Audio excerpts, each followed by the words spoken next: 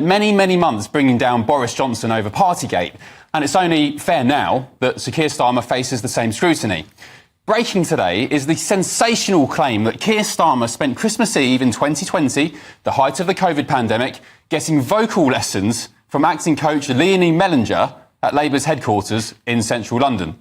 As Guido Fawkes reports today, there are at least a few problems with this.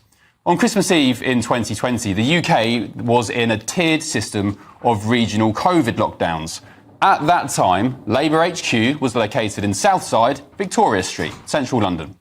In Tier 4, the government imposed restrictions, including, quote, everyone must work from home unless they are unable to do so. Guido went on, even if you concede Starmer's voice coach couldn't have worked from home, this would be inconsistent with an account from a previous... Keir Starmer's political career has come to a dramatic and humiliating end as he was forced to resign following a devastating vote of no confidence. Overcome with emotion, Starmer broke down in tears as he addressed the nation, acknowledging his failure to maintain the support of both his party and the British public. I want to pay tribute to Jeremy Corbyn, who's a friend as well as a colleague. You wouldn't call Jeremy Corbyn a friend? No. We have to make the case for freedom of movement. We don't want open borders. Freedom of movement has gone and it's not coming back. Cutting off power, cutting off water, secure? Well, I think that Israel does have that right. I was not saying that Israel had the... His resignation marks a stunning downfall triggered by the ongoing collapse in voter confidence and the deepening economic crisis gripping the country. She's right, Mr. Speaker, that one death by suicide is one too many, and reducing number is a vital part of our health mission. With Labour's polling numbers plummeting and MPS abandoning ship, the party finds itself in complete disarray, struggling to regain control. Amid the chaos, middle-aged voters have been turning away from Labour due to concerns about paying their bills and falling into debt. I'm just looking at that graph there, Matt, and looking at that figure and that rise. I'm thinking about all the families across the country now receiving that news and how worried they're going to be about their finances. It's been hard enough already. This is going to make things much harder. And this isn't just about, what's happening this week or next week. This has been 12 years now of utter failure from this government. We haven't had growth in the economy or sufficient growth in the economy for over a decade. And that's left us more exposed than other countries. There is a Tory premium now on mortgages, and families will look at that figure, know how difficult things are now, and shudder that, because of the failure of the last 12 years, they now, working families across the country, are going to be paying. According to a significant new study, the growing dissatisfaction with Starmer's leadership and economic policies has been widely cited as a major factor behind Labour's rapid decline, culminating in the catastrophic no-confidence vote that sealed his fate. In January, we said there should be a windfall tax. It took the government 5 months to catch up with that idea and implement it. We also said that VAT should be taken off energy bills. Rishi Sunak is only just now recognising that Labour got it right again. Today, I've announced that for prepayment meters, this is the 4 million people who are hardest hit, who have got extra money, premiums on that, paying even more than everybody else, that will be abolished. The economic crisis has been exacerbated by an announcement from the energy regulator about a staggering 111% increase in household gas and electricity costs. This news has worsened Labour's already crumbling support, with many blaming Starmer's government for failing to take decisive action against the cost of living crisis. Critics argue that his inability to address these financial burdens left voters feeling abandoned and betrayed. The sort of Angela Rayner argument, believe me, I'm very cautious about ever citing or quoting Angela Rayner.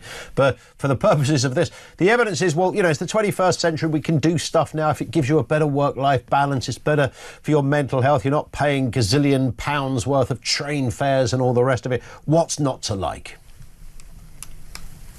Yeah, for the individual, but for the country, our productivity has been nosediving for a long time, hasn't it, as in the country? Voter dissatisfaction, according to the report by the Political Research Centre at Oxford University, has increased.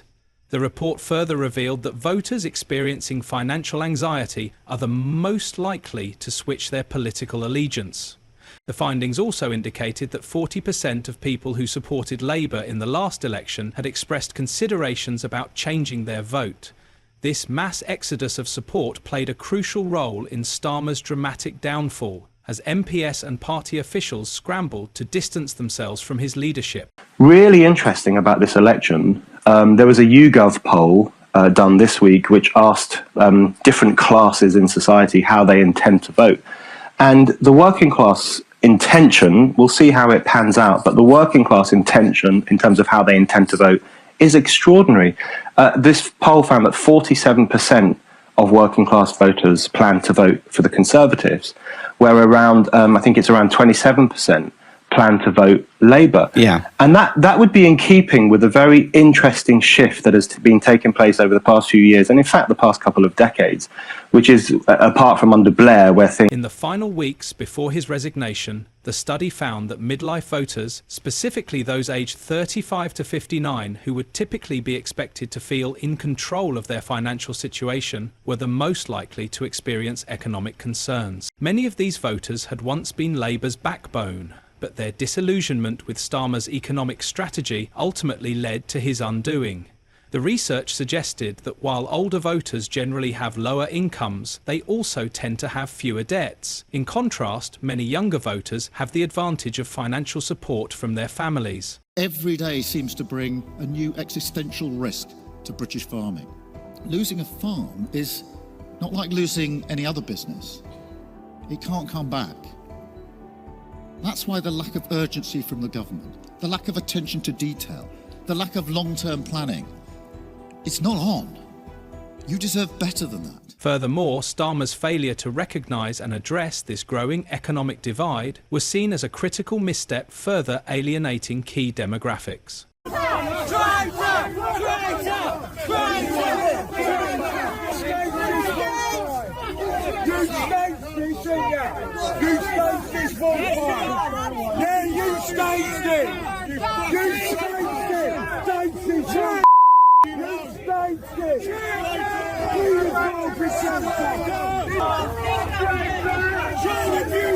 This has further fueled public anger, with many calling for a change in leadership, anger that ultimately manifested in Starmer's downfall. Labour's decline has been obvious. The Labour Party had already lost 40% of the voters who had helped them secure power by October 2024, with many shifting to other parties or remaining undecided. You want to know what Farage and Reform are doing? Reform is now topping a national poll. We're seeing the rise of Reform UK. Reform UK in the lead. The vibe is unbelievable. Overall, their support had continued to decline in opinion polls, paving the way for Starmer's catastrophic collapse. With each passing week, the mounting pressure from within Labour's own ranks signalled that his leadership was unsustainable. Conservatives are the party of work and aspiration, and once again, we left office with unemployment at a historic low. Now, we all know that every time Labour are in office, they leave with unemployment higher than when they came in. The study's researchers determined that economic insecurities stemmed from a combination of household financial difficulties and the stress caused by concerns over job stability, limited savings, low disposable income, mortgage costs, or other outstanding debts. But almost from the get-go, Robert, it seemed like there was real division, that the party in general could not kind of surround Liz once she was made Prime Minister. I think she was very strongly pushed for the job by a group called the European Research Group within the Conservatives, which is the very absolutely fervent Brexit. And she delivered the budget they wanted. And one of the problems that's simmering away in the background, it's no coincidence that Britain's having a succession of prime ministers. Why? Because Britain has been on a downward slope. It became increasingly clear that Starmer's government had no viable solutions to these problems, leaving voters with no choice but to seek alternatives. The research also emphasised that economic concerns were significantly more influential on voting behaviour than debates surrounding culture war issues. The real worry in Britain is not autocracy now, but chaos, disorder, a continued failure. Describing the High Court as enemies of the people is a classic first step towards a more autocratic system, because the law, the legal institutions are always, as it were, the first constraint on, or one of the first constraints on arbitrary actions by politicians.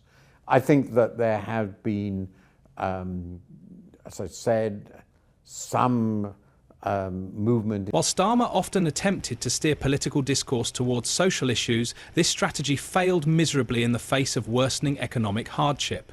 In addition, the financial fragility among midlife voters was mirrored by the increasing unpredictability of the electoral landscape. With the bills and the telephone being cut off and things like that. So I know firsthand what it feels like to sit around the kitchen table and say, look, we just can't actually pay all this. And I know that millions of people are in that state of mind at the moment. They're worried sick. That's why I thought it was very important for us to have a very clear, simple policy. We'll freeze your bills. We won't allow that to happen.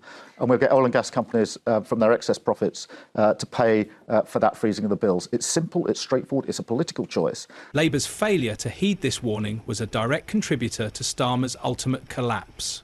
According to the research, in a society characterised by low economic growth and uncertainty, middle-aged individuals experiencing high levels of financial anxiety were being hit the hardest. It suggested that any political party that could effectively address their economic concerns had a strong opportunity to win over this demographic. Nigel Farage's party... Well, so much talk over the last few days about grooming gangs, or should I say rape gangs.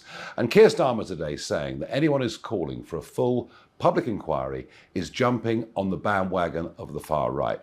Wrong, Prime Minister. The vast majority of people in this country are absolutely mortified by what has gone on. But even worse, the cover-up we've had from the police, social services, and both Conservative and Labour governments. The inquiries that have happened so far have been nothing more than a whitewash. The rise of Reform UK has been a key factor in Labour's crumbling electoral dominance as disenchanted voters flock to alternatives in search of stronger leadership and economic security. Reform UK is close to gaining a 6th MP, as an expected by-election in Runcorn and Halton could result in the party winning the constituency. Starmer's emotional resignation, the humiliating end to his tenure, has left Labour in turmoil, with party officials scrambling to contain the fallout. His emotional resignation speech marked the final chapter of a leadership plagued by economic failures, political miscalculations, and a total collapse in public confidence as Labour faces an uncertain future. If we don't show a path to the future, others will fill that void. In fact, they already are. A dangerous right-wing politics, even here in Scotland, that will say they are the ones who can tilt politics towards the interests of working people, even as their proposals do precisely the opposite.